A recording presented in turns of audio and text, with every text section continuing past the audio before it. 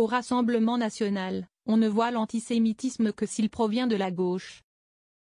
Déjà peu regardant avec ses alliés européens dont certains sont pourtant plus qu'ambigus sur la question, Sébastien Chenu, le vice-président du RN, montre que les lepénistes ont toujours du mal à regarder en face les racines de leur mouvement.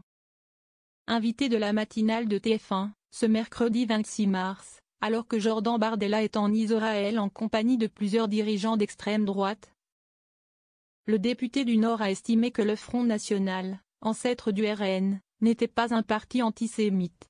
Il ne faut pas dire ça, a-t-il insisté, en revendiquant être aujourd'hui un bouclier pour protéger nos compatriotes de confession juive. Pour Marine Le Pen, le CRIF est forcément de gauche s'il critique le Rassemblement national. Une façon, après la normalisation de la machine lepéniste ces dernières années, de tenter une réhabilitation de son passé sulfureux? Car le FN, fondé dans les années 1960 notamment par un ancien Waffen-SS, Pierre Bousquet, a longtemps développé une haine des Juifs et ses dirigeants n'ont jamais été avares d'attaques. La justice l'a même reconnu à plusieurs reprises. Une histoire qui dit le contraire.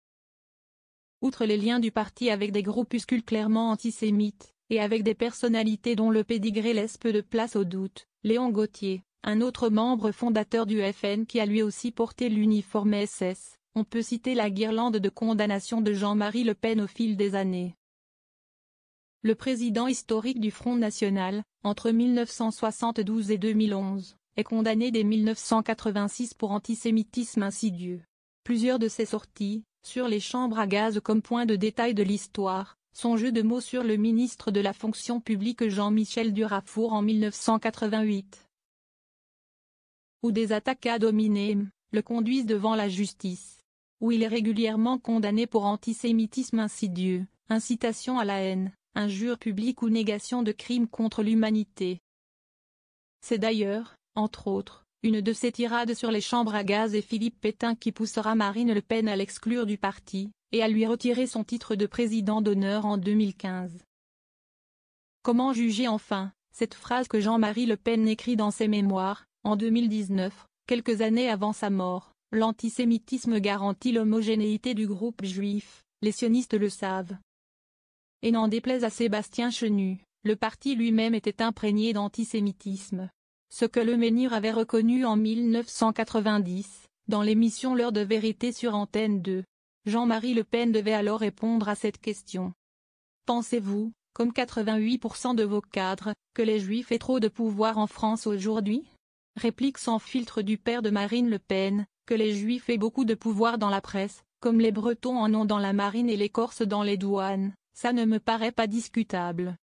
Que les gens du Front National qui se sont aperçus qu'un certain nombre de lobbies juifs, comme celui de M. Kahn, leur aient fait une persécution systématique, ils ont l'impression d'en voir beaucoup, c'est vrai.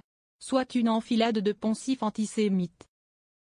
Sans remonter au Front National, dont les personnalités, les marottes et propositions attestent aussi de cet antisémitisme ancré, le RN peine toujours à se départir complètement de ses fondamentaux.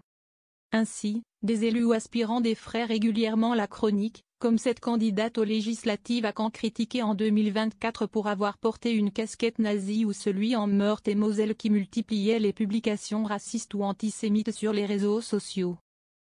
Le groupe du Rassemblement national à l'Assemblée compte d'ailleurs toujours dans ses rangs le député Frédéric Boccaletti, un homme qui vendait des ouvrages ouvertement antisémites dans les années 1990.